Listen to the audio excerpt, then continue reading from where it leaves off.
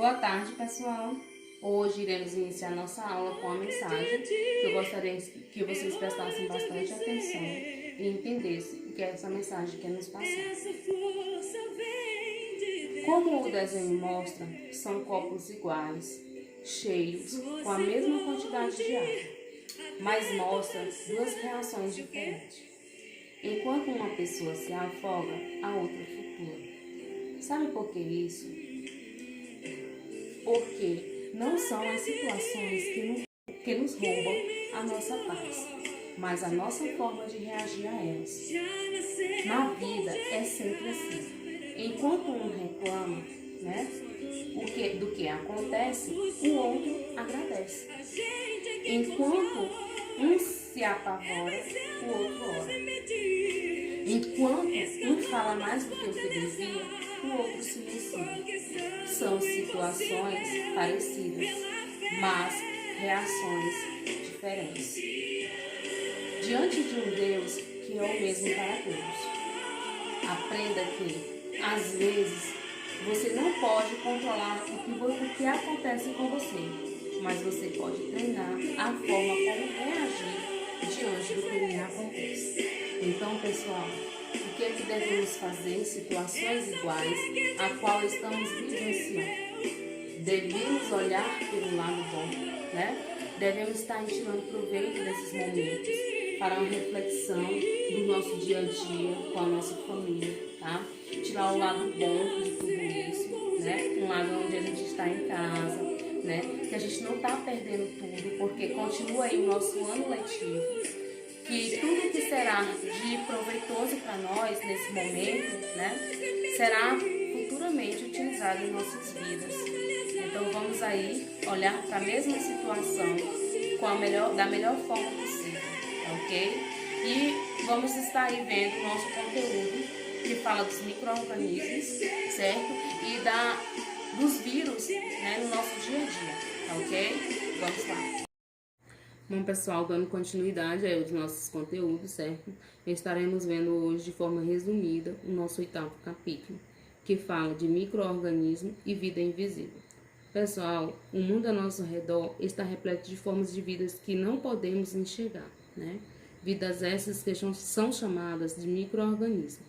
Você provavelmente já deve ter ouvido falar que precisamos lavar as mãos ou os alimentos para evitarmos a contaminação por organismos microscópios, muitas vezes chamados de micróbios. Mas o que são esses organismos? Será que precisamos evitá-los?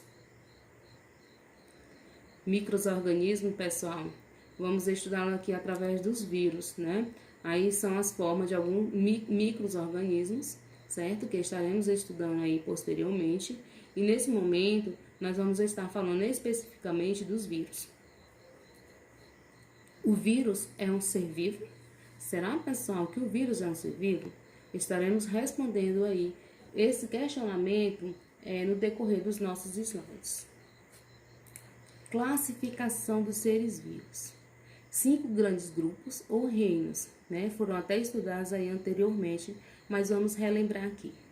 Reino Monera, fazem parte dele bactérias e arqueias. Reino protista, fazem parte dele os protozoários. O reino fungi, que fazem parte dele os fungos. O reino vegetal, que fazem parte as plantas. E o reino animal, que fazem parte os animais. As características gerais dos vírus são: reproduzem somente dentro de células vivas, são parasitas intracelulares, obrigatório. Características gerais dos seres vivos: não possuem metabolismo próprio, certo? Não existem reações químicas como numa célula comum, não vivem fora de uma célula hospedeira, são inertes e podem até formar cristais como os minerais. Os vírus, pessoal, segundo Louis Pasteur, 1822 a 1895, são microscópios menores que as bactérias, certo? As características gerais dos vírus são: não possuem organização celular, não possuem metabolismo próprio e reproduzem-se somente dentro de células vivas. Pessoal, doenças virais, ou seja, doenças causadas por vírus. Como se dá a transmissão? A transmissão dessas doenças, pessoal, elas se dão através de vetores, contato diretos, partículas aéreas, objetos e alimentos contaminados. O tratamento dessas doenças são variáveis, certo? E normalmente cuida-se apenas dos sintomas. A prevenção, combate ao vetor e vacinação. Sintomas.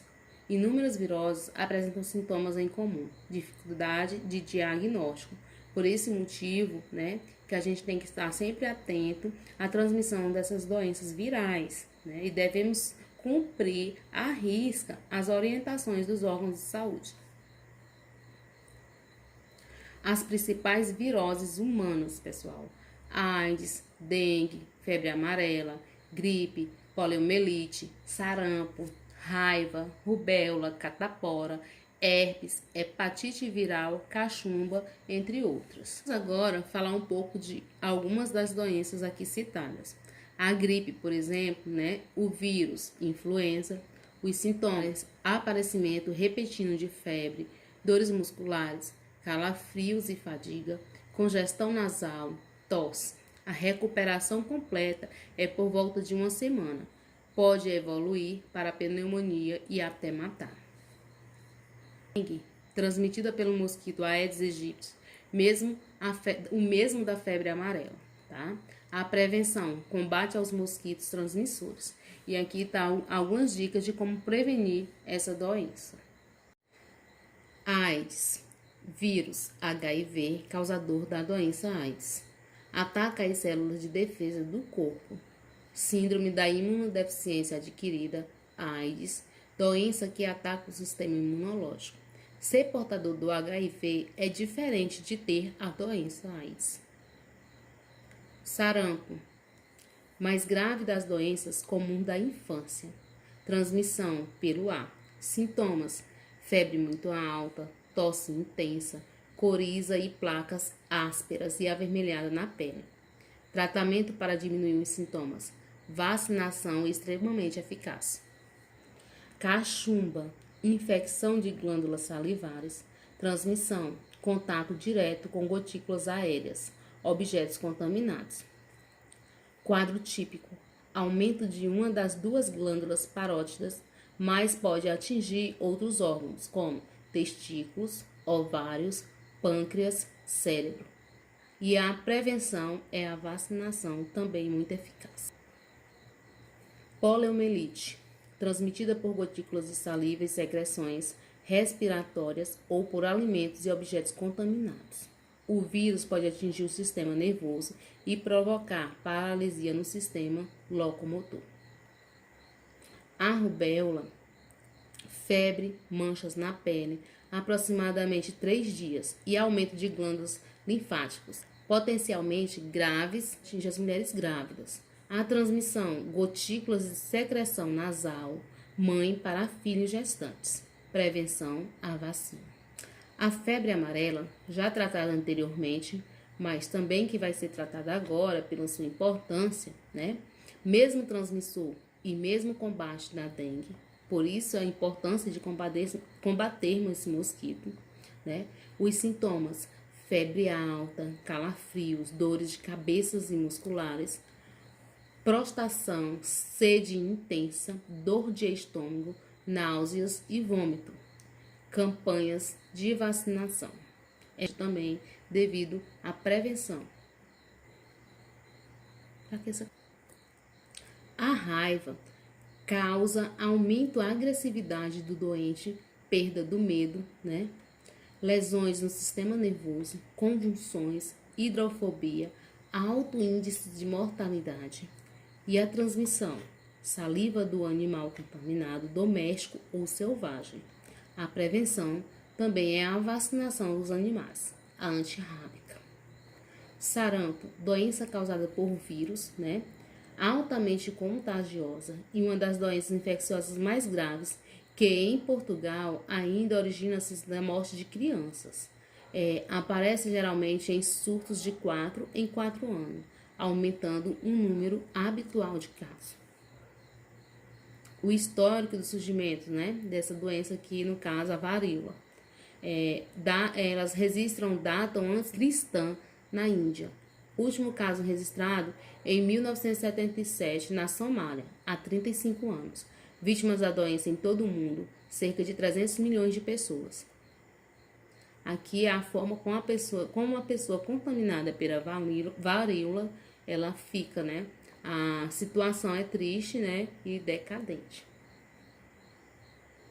A transmissão: contato com objetos contaminados, fluidos corporais, saliva, secreção da mucosa e etc. O convívio com o doente também pode transmitir a doença. Os sintomas, né? É o mesmo sintoma da gripe, como febre, mal-estar, dores musculares, gástricas, vômitos, pústulas, hemorragias, cefaleia e dificuldade respiratória. O diagnóstico e o tratamento: análise pelo microscópios eletrônicos de líquido das pústulas. Os vírus são característicos e facilmente visíveis. A varíola não tem cura. A única medida eficaz é a vacinação. O que é hepatite? A hepatite é uma inflamação no fígado que, dependendo do agente que a provoca, se pode curar apenas com repouso, requerendo tratamentos prolongados, ou mesmo um transplante de fígado quando se desenvolve complicações graves da cirrose, como a falência hepática ou o cancro no fígado, que podem levar até mesmo à morte. A hepatite pode ser provocada por bactérias, por vírus e também pelo consumo de produtos tóxicos, como álcool, medicamentos e algumas plantas. O HPV é o agente de uma doença sexualmente transmissível, ou seja, TST, codiloma acuminado, vulgarmente conhecido como crista de galo, que se exterioriza pelo aparecimento das verrugas nos genitais, tanto masculino como feminino. Papilomavírus humano é o nome de um grupo de vírus que inclui mais de 100 tipos diferentes de HPV, certo? O HPV, as infecções clínicas mais comuns ocorrem nas regiões genitais, como vulva, ânus e pênis. Como o HPV é transmitido? A transmissão ocorre principalmente pelo contato sexual. Tendo penetrado no organismo do homem ou da mulher, o vírus pode permanecer silenciosamente por semanas ou décadas, sem causar qualquer tipo de sintoma que alerte sobre a sua presença, ser eliminado pelo sistema imunológico de defesa, anticorpos ou provocar tumores benignos ou malignos. Quais são os sintomas? A maioria das pessoas que têm HPV não sabe que estão infectadas. O vírus alojado na pele e nas mucosas e normalmente não apresentam sintomas. Outras pessoas apresentam verrugas nas genitais. A forma de evitar a doença, né? A prevenção é a vacinação. Eu vou mostrar aqui para vocês, né? Uma experiência básica do que acontece com a nossa mão se ela não estiver bem higienizada, ok? Olha só. A minha mão suja, certo? E os vírus. O que é que acontece? Eu estou sendo contaminada, né? Porém, se eu estiver com a minha higiene correta, olha o que é que vai acontecer aqui, ó. Podemos observar que os vírus, eles começam a se afastar, né, do nosso dedinho aqui, ó. Eles se afastam, porque eu estou com a cápsula de proteção. Então, é muito importante, pessoal, a gente manter a higiene das nossas mãos, né, sempre limpas, bem organizadas, principalmente nesse momento aí que nós estamos vivenciando.